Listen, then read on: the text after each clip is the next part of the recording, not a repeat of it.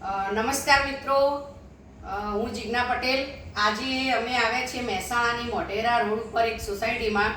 ત્યાં આપણને આ ડાયા કાકા છે, એમને શું તકલીફ હતી અને કઈ સપ્લિમેન્ટ લેવાથી એમને શું ફાયદો થયો એ આપણે હવે કાકાના મોઢેથી સાંભળીશું. કાકા, તમને શું તકલીફ હતી? મને તકલીફ હતી, આખા શરીરનો પેરાલિસિસ થઈ ગયો. બરાબર.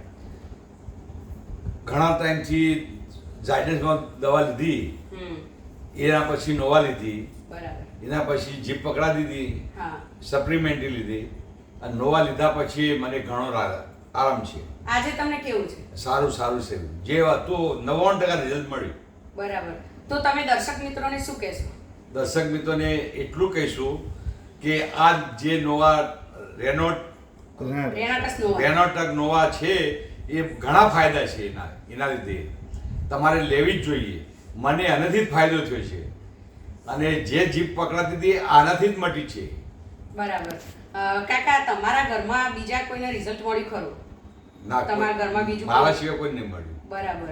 તમે જ યુઝ કરી છે. તમે જ યુઝ કરી છે. મેં જ કર્યું. તો તમે શું કહેશો, આ નોવા યુઝ કરાય? આ નોવા યુઝ કરાય. કોઈ પણ તકલીફ હોય તો આ નોવા યુઝ કરાય. તો દર્શક મિત્રો, તમે જોયું કે કાકાને પેરાલિસિસ થયો હતો ટોટલી આખી બોડીનો. તો પહેલાં એમને ઝાયડસમાં ઘણી બધી ટ્રીટમેન્ટ કરાવી, પણ એમને બિલકુલ રિઝલ્ટ મળ્યું નહોતું. જીભ પકડાતી હતી, એક અંગનું પેરાલિસિસ થઈ ગયું હતું. પછી મેં કાકાને સજેસ્ટ કર્યું કે કાકા, તમે એકવાર અમારી સપ્લિમેન્ટ યુઝ કરો. તો કાકાએ નોવા અને ઇમ્યુઝન યુઝ કર્યું.